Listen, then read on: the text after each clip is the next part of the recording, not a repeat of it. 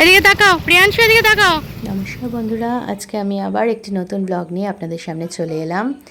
আজকে সকালটি শুরু হচ্ছে কি সুন্দর দেখুন, এই ফুলগুলো দিয়ে সন্ধ্যা মালতী এর নাম, আপনাদের জানাই থাকবে। খুব ভালো লাগে এই ফুলগুলো। এটা না আরেক রকম রঙের, আমার বাপের বাড়িতে আছে সাদার মধ্যে গোলাপি।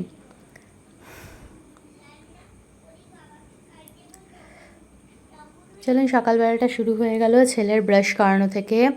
দেখুন না, টুথপেস্টও লাগাবে, অনেকটা দিয়ে দিয়েছে, এতটা টুথপেস্ট দরকার নেই, তাই আমি বেশিটা ওটার মধ্যেই আবার রেখে দিচ্ছি।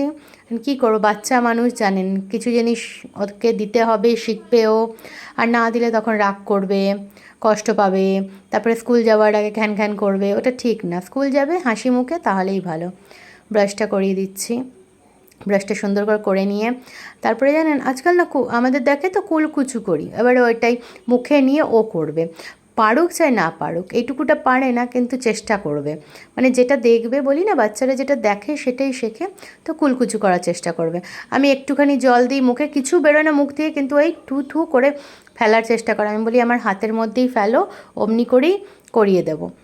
তো শুনে নিয়ে ওটাই করে। ভালো করে দাঁতগুলো মেজে দিচ্ছি, সামনের দাঁতগুলোকে বলি সামনের দাঁতটা মেজে নাও। এই দেখুন মুখটাকে ধোয়াচ্ছে, এবারে এই যে কুলকুচু করবে, একটুখানি জল দেবো ওর মুখটা, ওটাই ওর শান্তি। আমার ওটাই যে আমার হাতের মধ্যেই ফেলবে, কিছুই হয়তো আসে না, কিন্তু ওইটাই, কিন্তু যেটা দেখছে সেটা শিখছে, এটা শেখা উচিত। ভালো করে চোখটা ভালো করে মুছিয়ে দিচ্ছি, কারণ চোখের সাইডে পিছুটিগুলো থাকে, টাং ক্লিন করতে বলছি। টাংটা জিভটাকে বার করবে না, ওকে বুঝাচ্ছি, হ্যাঁ, কিন্তু যেই দেবো তখন আবার ঢুকিয়ে দেবে। আর বারবার ঘাটটাকে খাওয়াতে নিয়ে যাব, মানে খাওয়াতে যখন বসাবো বা কিছু করতে বসবো, তখন মাথাটাকে এমনি করে থাকবে। এটা ওর পছন্দ না, কিন্তু টাং ক্লিন না করলে মুখের স্বাদটাও আসে না, ভালো লাগে না। আমি ওকে হাসিয়ে দিলাম না তো ওটা নিয়ে ঘ্যান ঘ্যান করতো। একটু হাসিয়ে ঠাসিয়ে রাখলে পরে না বাচ্চার মনও ভালো থাকে, নিজেরও ভালো লাগে, নয়তো কিছুই ভালো লাগে না। তখন দেখবেন ও কান্নাকাটি করবে, আর পরীক্ষা চলছে তো কান্নাকাটি নিয়ে স্কুলে গেলে পরে হয়তো পড়বে না, ভালো করে এক্সামটা দেবে না, এইসব।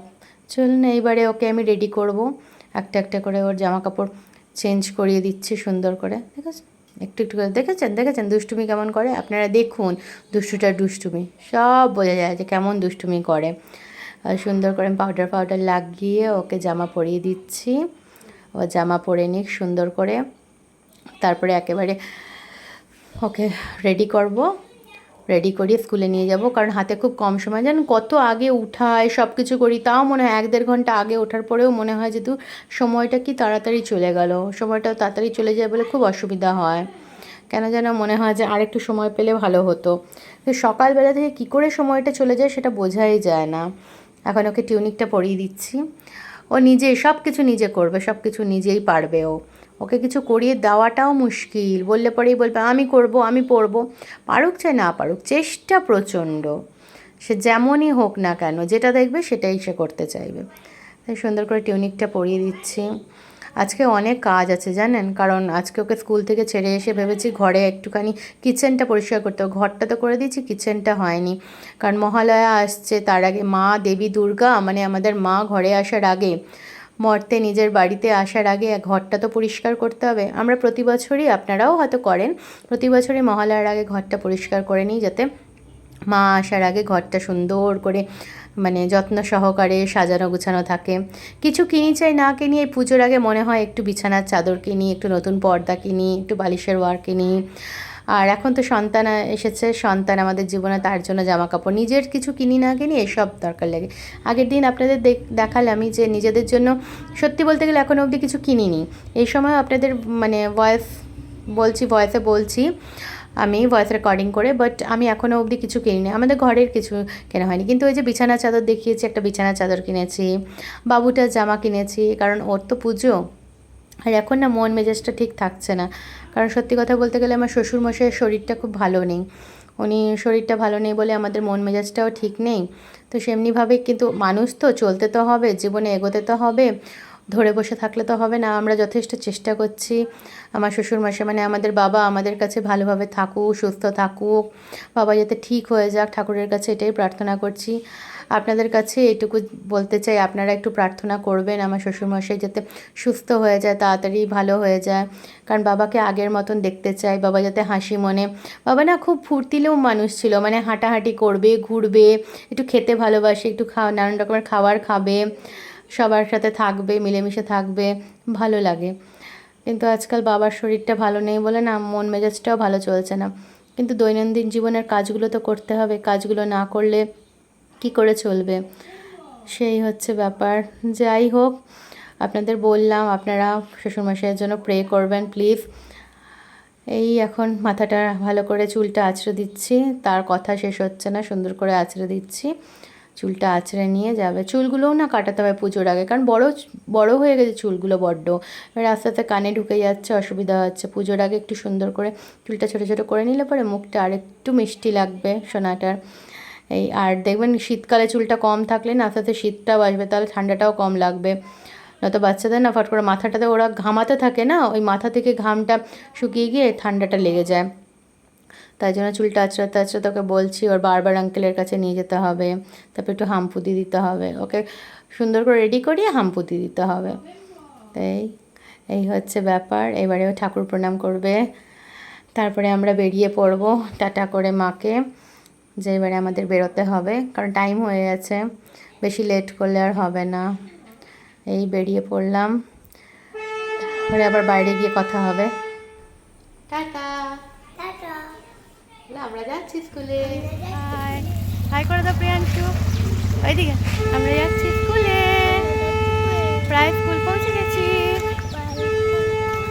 টাটা করে দাও এখানে। বাড়ি ফিরে গেছি, বড্ড রোদ আছে, প্রচুর রোদ, পুরো ঘামিয়ে গেছি।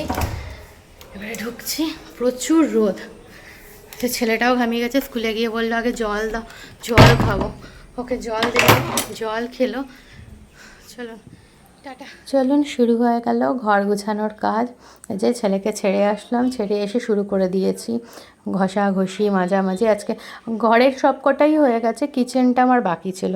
তাই জন্য কিচেনে যেখানে আমি মানে মশলার ডাব্বা, তারপরে চিনি, চা পাতা ওগুলো রাখি, ওগুলো পরিষ্কার করে নিচ্ছি। ডেলির যেটা ডাল ঠাল থাকে ভালো করে ঘষে ঘষে পরিষ্কার করে নিয়ে তারপরে সুন্দর করে জানলা ঠালনা সেগুলো কিচেনের পরিষ্কার টরিষ্কার করে তারপর ডাব্বাগুলোকে করে আমি উঠিয়ে দিলাম, হাত টাত ধুয়ে নিয়ে সুন্দর করে গুছিয়ে নিচ্ছি একটা একটা করে। সময় অনেক লাগে কিন্তু কিছু করার নেই, করে নিতে হবে। তারপরে আবার মাথায় আছে ছেলেকে নিতে যেতে হবে তো স্কুলে, একটু বাজারও করার আছে, জিনিস লাগবে, জিনিসপত্র লাগবে, ওগুলো করে বাড়িতে আসতে হবে।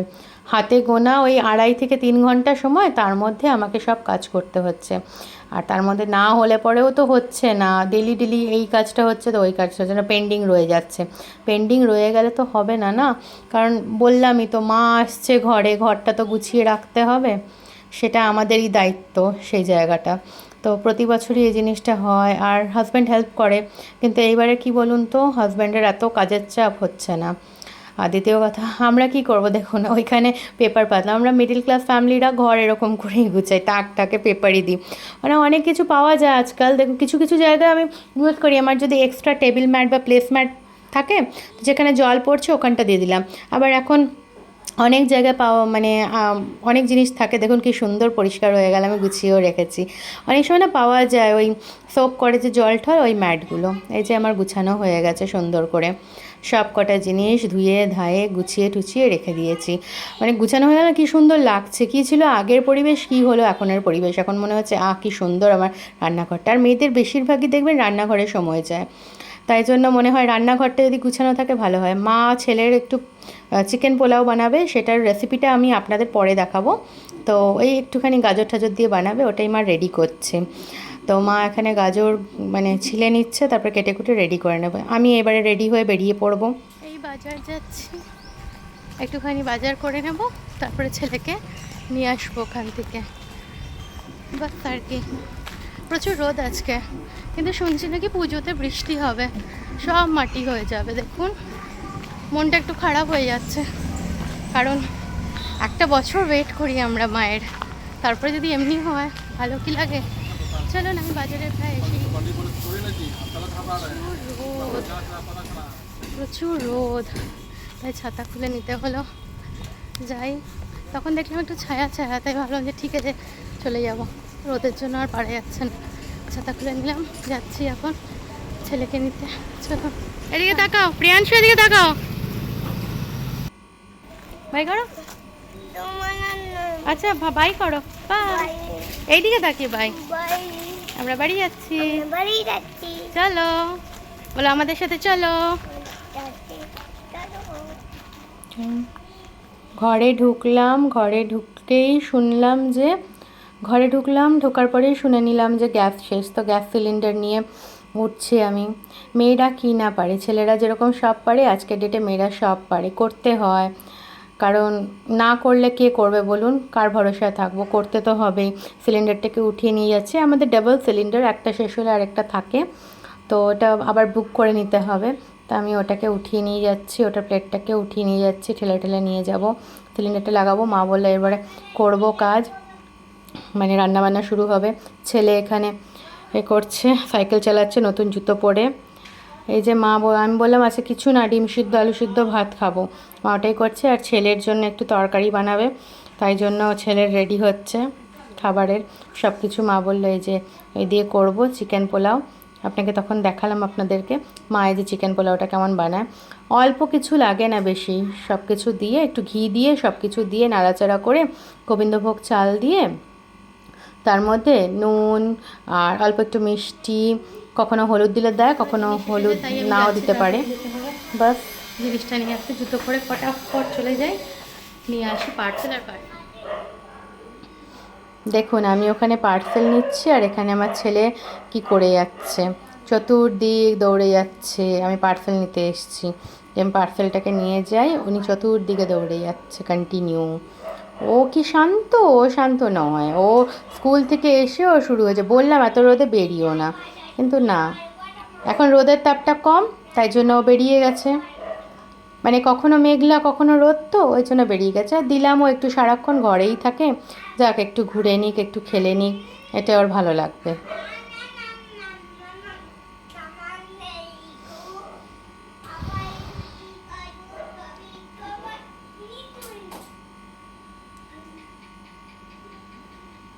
চলুন আমি পার্সেল নিয়ে নিলাম, আমি পার্সেলটা পেয়ে গেছি। এই যে এবারে বাড়ি গিয়ে আনবক্সিং করছি, আপনারা দেখবেন সেই পার্সেলে কী এসছে। আমি দেখছি কী এসছে। আমার ফিল্টারের কিটটা শেষ হয়ে গেছিলো, ওটা অর্ডার দিয়েছি, ওটা জানি ওটা এসছে। তো ওই ফিল্টারের কিট আসবে জানি, তো এখানে দেখলাম কাগজ বেরোলো, এরপরে খুলজা সেমসেমে যে ফিল্টারের কিটটা এসছে সেটা পেলাম। আর কি পেয়েছে, একটা সারপ্রাইজ ছিল, হাজব্যান্ডের দেওয়া গিফট চিরুনি। এখানে তার মধ্যে ভাত হয়ে গেছে দেখলাম আলু দিয়ে। আমি এবারে ঘরটা ঝাঁটিয়ে ফাটিয়ে নিচ্ছি, ঘর পরিষ্কার করে নিচ্ছি। ঘর পরিষ্কার প্রথম এটা, তার মধ্যেই ও দুষ্টু করে ওর চলে যাচ্ছে, আমি করে যাচ্ছি। আর বুঝতেই পারছেন টডলার মম লাইফ, মানে ছেলেকে নিয়েই সব কিছু হয়ে যাচ্ছে ওকে নিয়ে। এরপরে ওকে স্নানে নিয়ে চলে যাব, লাইট জ্বালালো ফ্যান চালালো, তারপরে নিজে রেডি হব। চলুন ফ্রেশ হয়ে এসে গেছি, নিজে রেডি হয়ে যাচ্ছি, তারপরে আপনাদের কাছে আবার আসবো রেডি হয়ে, একেবারে এসে যাব, ছেলেকে খাওয়াতে নিয়ে বসে পড়বো, তখন আবার কথা হচ্ছে আপনাদের সাথে। এই দেখুন ছেলে খেতে বসে গেছে, খেতে বসে ওর গল্প হয়ে যাচ্ছে, একটা একটা পটর পটর করে গল্প করে যাচ্ছে, দেখছেন দুলছে কীরকম। এই দোলা অভ্যাসটা না ওর দাদু ভাইয়ের, মানে ঠাকুরদার এই অভ্যাসটা আছে, মানে বাবা এরকম করে। এখন তো করতে পারে না, শরীরটা ভালো নেই, আপনাদের আগেই বললাম ব্লগে, তো বাবা এমনি করে করতে থাকে, ও এরকম করে করে। আমি বলি শোনা তুমি দাদু ভাইয়ের মতন করছো, তখন বলে দাদু ভাই এমনি করে। বললাম হ্যাঁ। দেখুন চিকেন পোলাওটা ভালো লাগছে, সে মাথা নাড়িয়ে নাড়িয়ে খাচ্ছে, ওর চিকেন পোলাওটা ভালো লাগছে। আপনারাও বাড়িতে এরকম বাচ্চাদের করে দিতে পারেন। আমার কাছে অন্য ভেজিটেবলস ছিল না, গাজর আর আলু ছাড়া আপনারা গাজর, আলু, ক্যাপসিকাম, আরও কিছু ভেজিটেবলস থাকে, আমের যেরকম পটল থাকলে পটলও দিয়ে দাও, বীজটা বের করে পটলটা দিয়ে দিই ওর মধ্যে, যা থাকে মোটামুটি, একটু লাউ থাকলে লাউয়ের টুকরো দিয়ে দিই, মানে সব ফুল অফ ভেজিস থাকে। কখনো এক মুঠের চেয়ে কম ডাল দিয়ে দিই ওর মধ্যে, সব মিলিয়ে, মানে খিচুড়ি নয়, কিন্তু খেতে ভালো লাগে, খিচুড়ি টাইপ না, অল্প একটু ডাল দিই যাতে প্রোটিনটা পড়ে, সব রকম মিনারেলস পড়ে, ভিটামিনস পড়ে। ওদের শরীরে এখন দরকার, ওরা জাস্ট এখন মাত্র বাড়ছে, ওদের বোন হেলথ থেকে আরম্ভ করে মাসেল স্ট্রেংথ থেকে আরম্ভ করে সব কিছু রেডি হবে, তাই ওদেরকে সব কিছু সম পরিমাণে দেওয়াটা দরকার লাগে, তাই জন্য দিয়ে দিই। আর ও ভেজিটেবলস খেতে খুব ভালোবাসে, কিন্তু আমার ছেলের একটাই প্রবলেম যে ও ফলটা খেতে চাইছে না। নানান রকমভাবে চেষ্টা করছি, খাচ্ছি ওর সামনে, কিন্তু ফলে ওর কোনো মানে চাহিদা নেই। চলুন ওকে খাইয়ে দাইয়ে নিজের খাবার নিয়ে এসে যাই। নিজের খাওয়াটাও হয়ে গেল, এবার বিকেলবেলা এসেছি। বিকেলবেলায় দেখুন বিকেল এসে গেছে, ওর জুতো পার্সেল এসেছিলো। তারপরেই সন্ধে হতে না হতেই মা বললো চলো আজকে আলু কুমড়ো ভাজা রুটি হবে, আর কিছু না। বললাম তাই হোক, আমার ছেলেও খেয়েছে এটা। চলুন সবাই ভালো থাকবেন, সুস্থ থাকবেন, আবার নতুন ব্লগ নিয়ে পরের দিন এসে যাব। ধন্যবাদ।